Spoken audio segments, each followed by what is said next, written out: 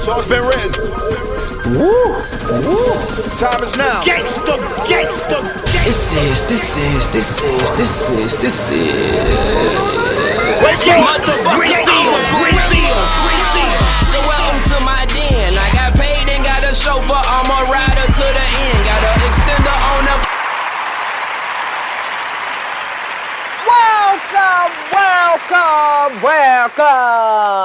Welcome to AJD.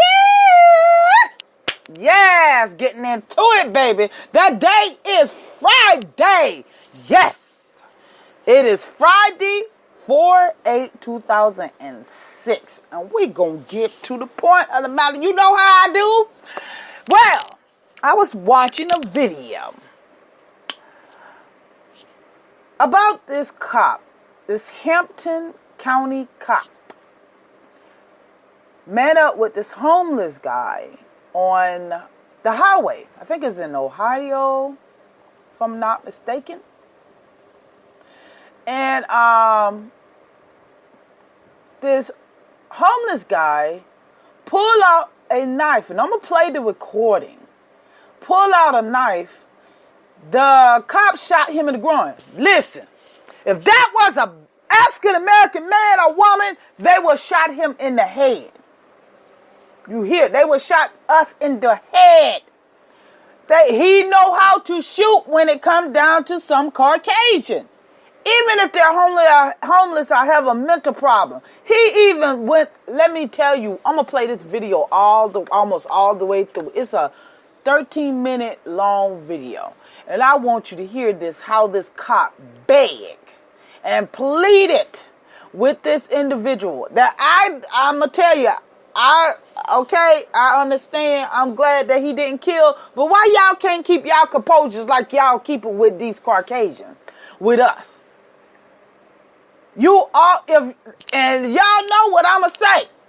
If you have to shoot us, then you don't need to be in uniform. If you are not afraid of someone who actually have a weapon, because most of us as African Americans don't have a weapon, and you shoot us dead anyway. I'm talking to all police officers who always pulling out a gun and shot and kill one of us. You don't plead and beg to us. Man, let me play this. Let me play this so you can see what I'm saying. This is when the guy is pulling out the knife. He got the knife. He shot him. I want you to hear this. 7 King, 11 shots fired, shots fired. Sergeant squad, I shot one, he has a knife. Sir, get down! Sir, get down! Sir, get down! Get down! Get down! Get down! Stay down! Stay down! No shot yet, y'all. He already shot him one time in the groin. And all he doing is biking up, people. Biking up. Stay down! Drop the knife! Drop the fucking knife! Drop the knife! Kill me! Now, here go another arrival of other officers. This man is constantly saying, kill me, with a knife in his hand. Get down! Get down! Get down! He's hit once! Fuck!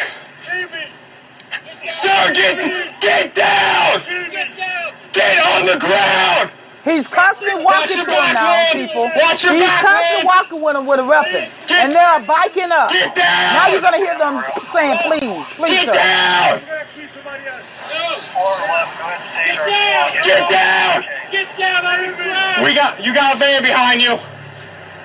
Get down! Get down! Wait, hold on with you. We got the gunpoint. Get down. Get down! How many people are injured? How many people shot? Everybody shot. Go ahead, do it! Get down! Do it!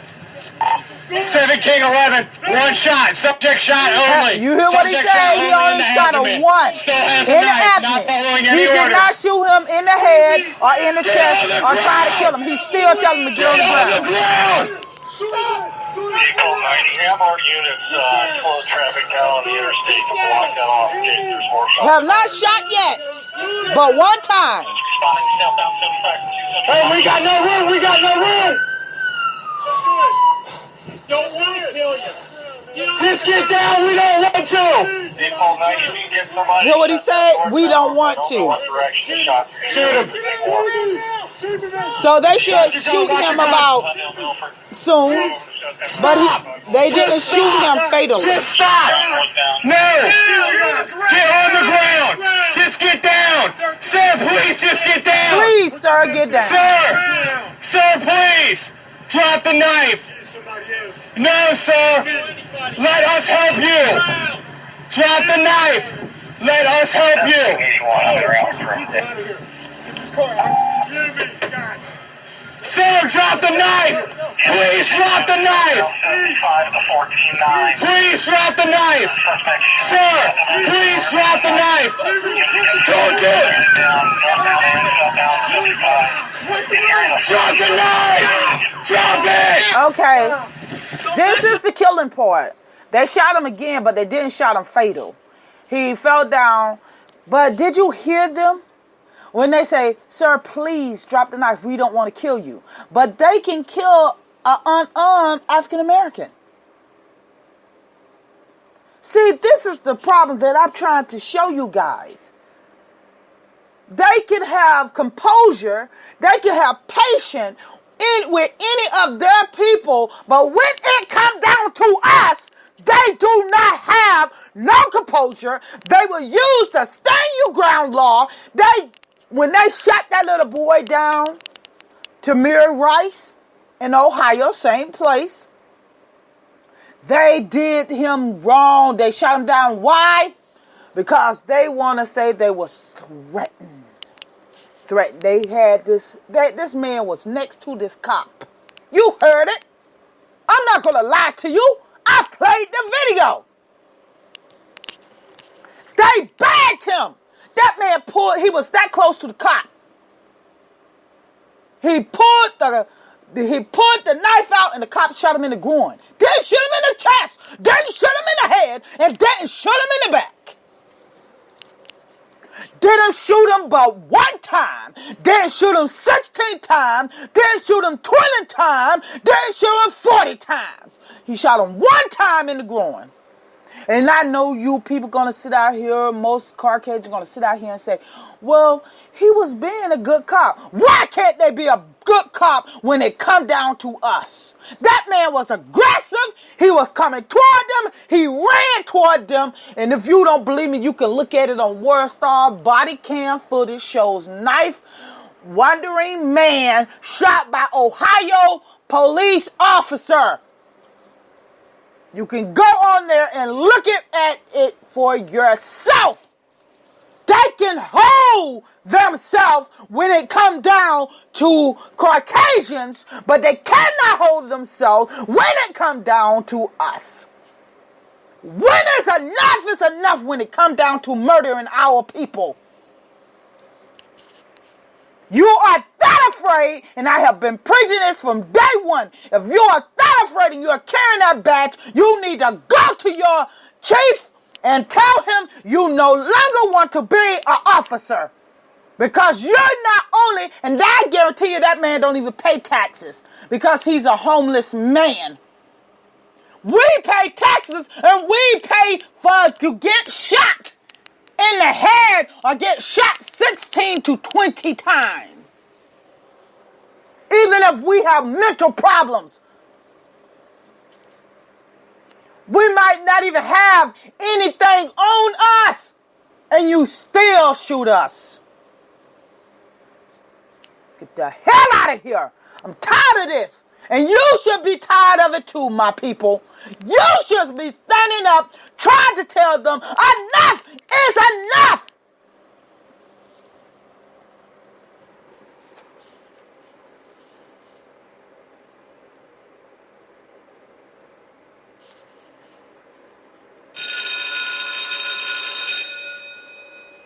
I'm taking taking you to school. Just like I saw another one, they're broadcasting it on now. It's happening to them, so they want to broadcast it now. It's been going on for centuries with us. So now they want to broadcast it. Just like the little girl got slammed down. You're still wrong, cop. You're still wrong. But at the end of the day, you had more patience. You didn't throw your fist in her face when it comes down to us. You will hit us in the face. You will hit us in the body. You will slam us down. She just got slammed down one time. One little white girl got slammed down one time. One little Caucasian got slammed down one time. Yes, I'm comparing because they can have composure and they can watch what they do when it comes down to their people. But when it comes down to it's like a weird open deer season. They want to shoot us, kill us, and don't have nothing else. You heard it with your own ears, people. Your own ears. Your own ears. How they set up there. Sir, please, we don't want to kill you. Sir, please, put your knife down. Sir, please. Man, I should make a recording on this. Sing about it. Sir, please, put your knife down. Sir, please, put your knife down. We don't want to kill you. We don't want to kill you. But when it comes down to us, sir, please, I'm gonna kill you if you don't put your knife down. Oh, I'm gonna kill you if you don't put your knife down. Hey, that's what it should be on us. It could go this way. Just because you I'm gonna shoot you anyway. Yeah, because you your skin color is dark than mine. Woo, I'm having a good time today, boy, because I just want y'all, I'm proving this to you people. I'm proving it. What? Newscast. Newscast. They're killing our people. They're killing us strongly. This is ridiculous. Now, I promised an interview with my crazy ass sister because she is crazy and she's going to say something out of the ordinary. So, let me call her and see if she's going to do the interview because I informed her. We're going to talk about single life. She's a straight woman. And let me see if she answers for me. Hello, what's up? Hey, are you busy? Yeah, I am. What's up? Because I got you on my podcast and they hear you. So. Oh, yeah, you know not to call me at work and I'm busy. That's the only way I'm going to get you. So. You got to call me after 3. No. Because you never on Friday. Today is Friday, people. People, y'all hear my sister. She's like, I can't never get this woman. Let me tell you. Know why? Because she's always taking care of her grandkids. And I don't want her grandkids in the background. So you guys going to hear her now. Just a brief statement. I want to interview you about the single life. So tell me how it is that... Girl... Yeah, you're going to sit here. You have a student in front of me. I can't put right now. Okay, well, and I can wait. My people can wait. Can you wait? Because we want to talk about single life. Just give me a brief statement and I'll let you go. How it is. Wonderful. It's wonderful. You don't have that drama. It's wonderful. Oh, you a liar. The things that you tell me. The things that you tell me about the guys, you know you lied. I love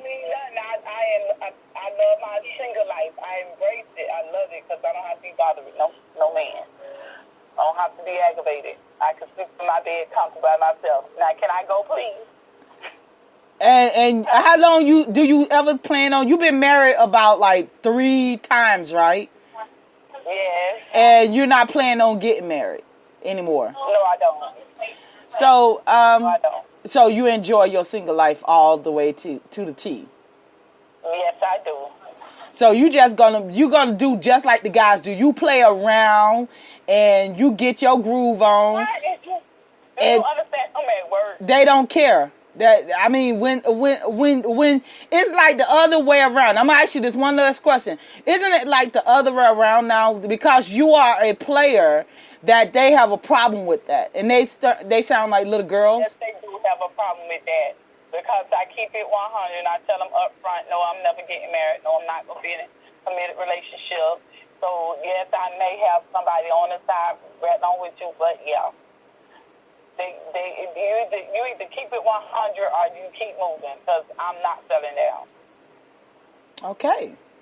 I thank you, sister. I love you. I know you're at work, but kisses. I'll call you later. Love you too. Bye. So, people, you heard it from a straight woman's mouth that these guys get upset when the table is turned, and then the only reason why is because they don't need, my sister don't need that male.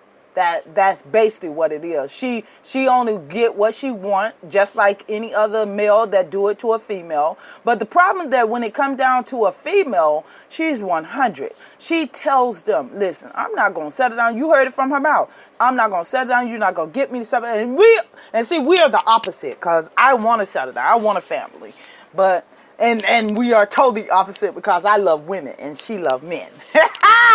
Yes. So anyway, yeah, so I hear a lot of things going on. When I talk to her, I'm like, she have stalkers. They get mad at her when she don't want to settle down with them. It's a whole lot of things going on in the little straight world, that it's okay for a guy to cheat and don't even tell that woman what he expect from her or what he want from her or anything like that. But when it comes down to a woman who's doing the same thing that they're doing and expecting the same thing, you guys want to call her a whore. Why is that so? I mean, I think a guy is a whore too if he's going out there, but then he's not truthful about the situation. He's sitting up there saying, well, no, I'm not cheating, but she, and I know she does. I know my sister, and I have watched her say it in front when I'm visiting them, because everybody knows that I'm not in my hometown. When I visit them, I go and visit them, she's straightforward. She tell them. And that's how we was raised. And we was raised with two strong African-American, well, my father's Jamaican, everybody know that. And after he left, because, see, I'm going to get on to this subject too, because my mother and father stayed together ever since we were little kids. And then when we got a little older in our teens, he decided to step out. And he stepped out with my mother, and you're like this, my mother best friend. They are still married to this day, and I haven't spoken to my father in years, but I can say that I took something from there, because I had a strong family bond from childhood on up to in my teens. So I know about a 2-parent household. Had that until I got in my teens. He still was involved in our lives after they divorced, but at the end of the day, I still remember going to the beach every Saturday and Sunday. That we will wake up, mom and dad will get us up and take us to the beach, Dangy Beach. Everybody familiar with Dangy Beach, you'll know that I'm from Fort Lauderdale, Florida, and we would go to Dangy Beach and stay there from daylight to dawn, every Saturday and Sunday. We knew that was family day. That's why I believe strongly about family, because they instilled that in me. And that's why I believe in uniting, because they instilled that in me. Especially with the background of a pro-black woman, and my father is Jamaican. So they really instilled that in us, till we could be whatever we want to. And I could say that most of us have been successful. I had two brothers brothers, they pass away. And I still have 2 more other brothers. They're just hilarious. But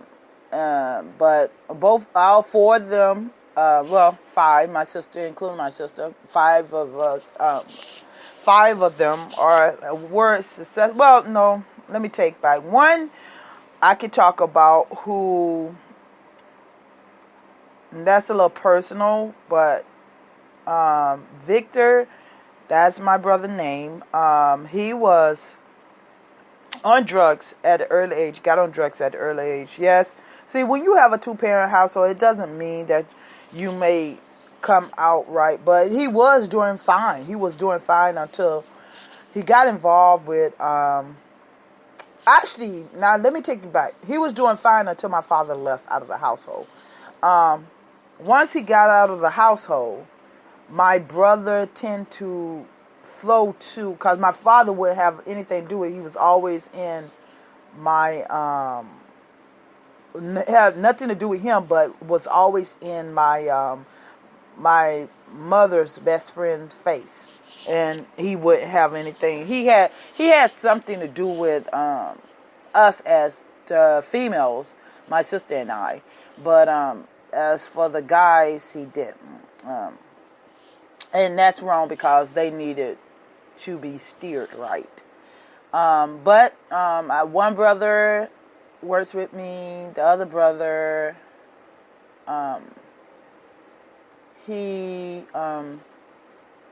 trying to figure out. The other brother, he was a teacher in Florida. He passed away. Victor, he died. A drug overdose. And my other brother is this. He's a computer analyst. So most of us are pretty successful and still striving, because as long as you're still breathing, you can still strive for whatever you want to do and what you desire. People fail to realize that, but people, I just want you guys to understand that just because one person on one side, even when you're married and you have a family of father and mother and come from a 2-parent household. See, I'm talking about everything today. And I think that's what I'm going to make the topic about every Friday. Talk about everything. I'll talk about my life.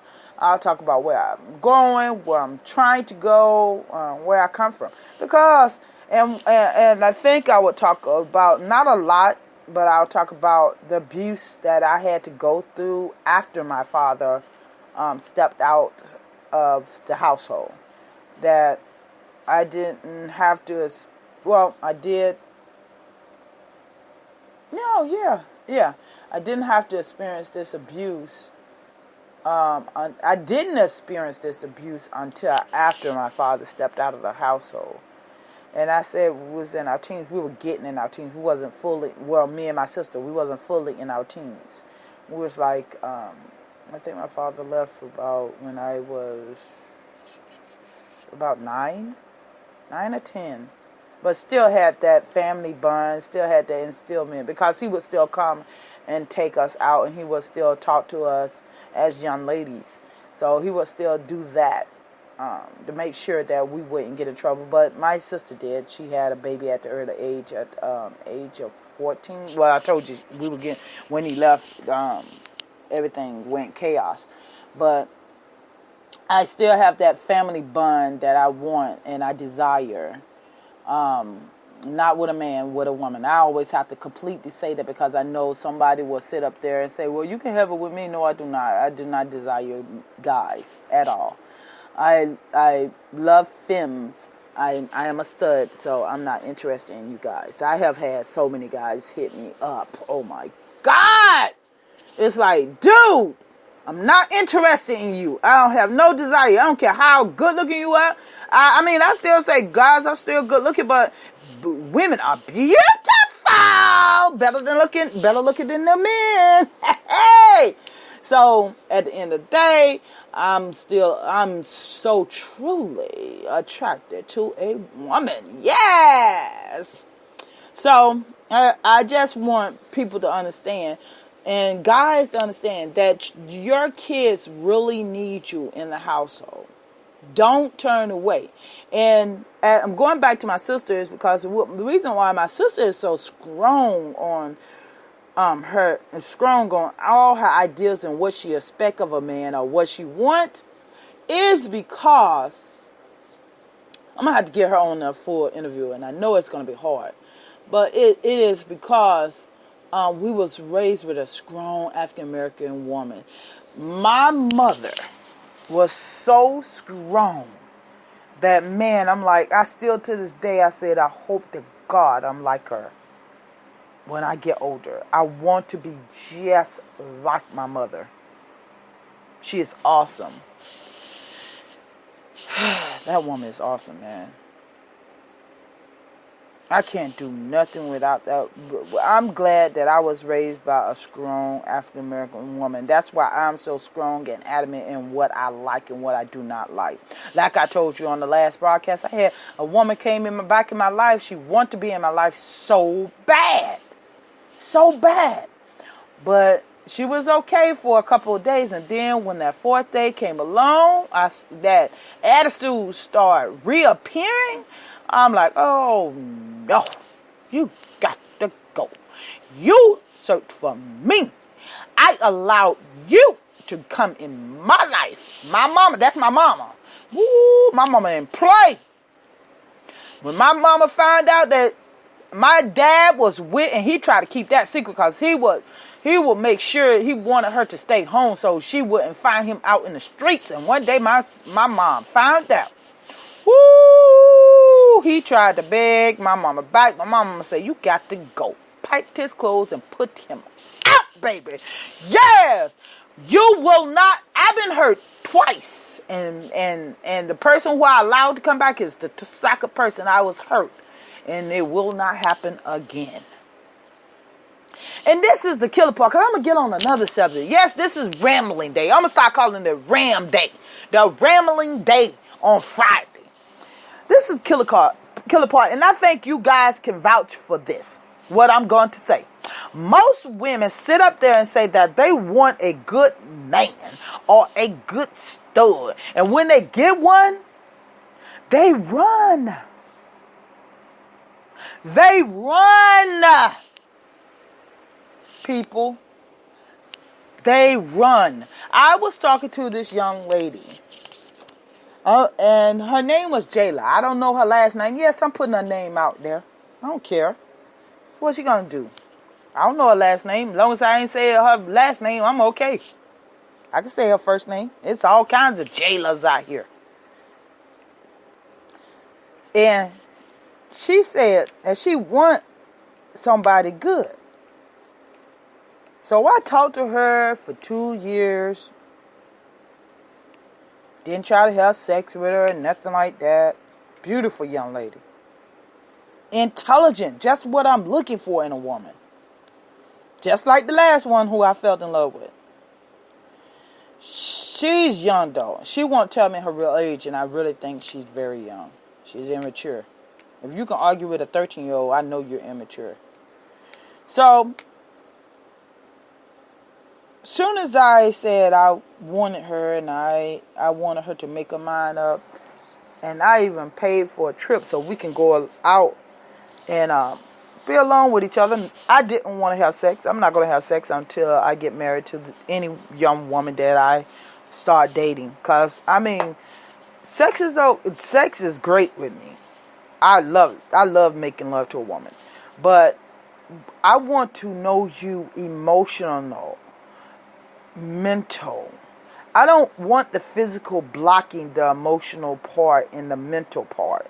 Because that's where people in general, that's straight people and that's gay people, mess up. You jump in bed right away like a week later. You don't know anything about them. What is their desires? What they want in life. You know nothing about those people. So, why are you having sex with them? I love when the lesbians say, you're not going to catch anything. Yes, you will. You catch herpes, hepatitis. You catch all that. Just think about it, people. Just do like in the old days. They got to know each other better. That's why they stayed together for a long time. They got to know the mind, the body, the soul. They didn't get to know just that physical aspect. They got to know everything about that person. That's what I'm looking for. If she's willing to wait and we can do all that on the honeymoon standpoint, then that's what I'm looking for. A beautiful soul on the outside and the inside who's willing to really get to know me as I can get to know them. You know? It's hard to find that. But other than that, people, mama time is coming up. Mama time is coming up. Hey! The day is Friday. I hope y'all having a great Friday. Someone is coming to cut my yard and I need to go out to the bank and get some money so I can pay them. I was laying in the bed, but I still have to take a shower. I have to do all this. So, you guys, you have a great day. I love you guys. I'm going to start dedicating this every Friday, people. Broadcast in every day now. Y'all come on, Monday through Friday. But Friday is going to be this rambling day, and I'm going to try to interview people on Friday. I'm going to try my best. But I do want to get more point of views on my sister, because I'm going to call her back later and talk to her and get her to really talk to me about the single life. But you guys heard it from her mouth as a single woman, a straight woman. She's not gay. That the guys get ticked off at her when it's on the other way around. They want to, I mean, you know how many times my sister been proposed to? Woo! She already been married 3 times. But she been proposed to several times. And she don't play. And I thank my mama for that type of attitude. As for the cop, yeah, you held your composure, but I guarantee you if it was an African American, you would have killed him dead. You guys will sit up here and make these cops look good when they do something that good. No, I'm not. I'm going to make them look bad because they can't keep their composure when it comes down to African Americans. I have a problem with that. Fully. I have a problem with it. And if you don't know, you know what I said. It may look like coffee, but it smells like coffee. Y'all been listening to me. Y'all know what I say about coffee. It may look like coffee, but it don't smell like coffee. Have a good day.